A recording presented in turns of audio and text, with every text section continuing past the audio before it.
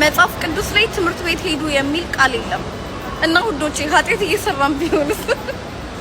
መጽሐፍ ቅዱስ የሚሰጠን ስም ዝርዝር ሳይሆን በዘመናት የማይለወጥ የጥበብ መርህ ነው። ቃል ብቻ በመፈለግ አይጠናም ወይም አይነበብም። መጽሐፍ ቅዱስ የራሱ ያጠናን ዘዴ ያለው። ለምሳሌ ስልክ አትጠቀም፣ መኪና አትንዳ አይለንም። ነገር ግን ስልክ ስንጠቀም የምንዋሽ ከሆነ፣ መኪና ስንነዳ ሰዎችን የምንገጭ ከሆነ ኃጢአት ነው።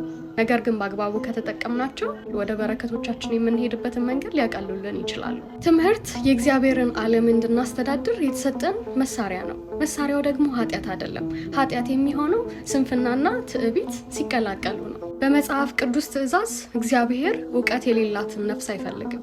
ሰነፍ እንድንሆን አይፈልግም።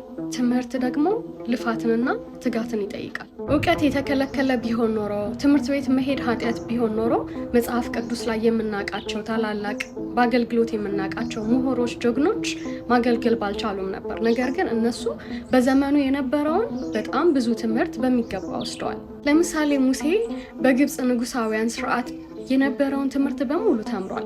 ያንንም እውቀት ደግሞ ለእስራኤላውያን ሕግጋትን ለመጻፍ ተጠቅሞበታል። ዳንኤልን ብናነሳ ደግሞ የባቢሎናውያንን ትምህርት በሙሉ ተምሯል።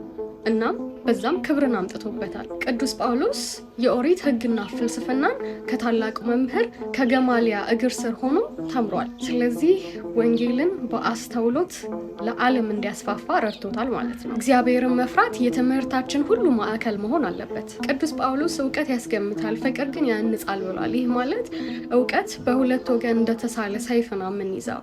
ለምሳሌ ፍርሃትና እግዚአብሔርን ከያዝንበት እውቀታችን መባረክ ይሆናል። በተቃራኒው ደግሞ ወደ ትዕቢት፣ ወደ ክህደትም ደግሞ ሊወስደን ይችላል ማለት ነው። ስለዚህ ሳይንሱን፣ ታሪኩን፣ ሂሳቡን ስንማር እግዚአብሔርን በፍቅር ለማገልገል የፈጠረውን ዓለም እንድንረዳ ራሳችንን ለመገንባት ሌሎችን ለመጥቀም ለምሳሌ አስተማሪው፣ ፖሊስ፣ ዶክተር በመሆን እግዚአብሔር በፈጠረልን አእምሮ ተጠቅመን ሌሎችን የምናገለግልበት መንገድ ከሆነ እንደውም የምንባረክበት ነገር ነው የሚሆነው። ቪዲዮውን የሰራችሁ ለቀልድ እንደሆነ አውቃለሁ፣ ግን በዛው ለምን ከተማርንበት ሀሳቦችን ሼር አላደርጋችሁም ብዬ ነው።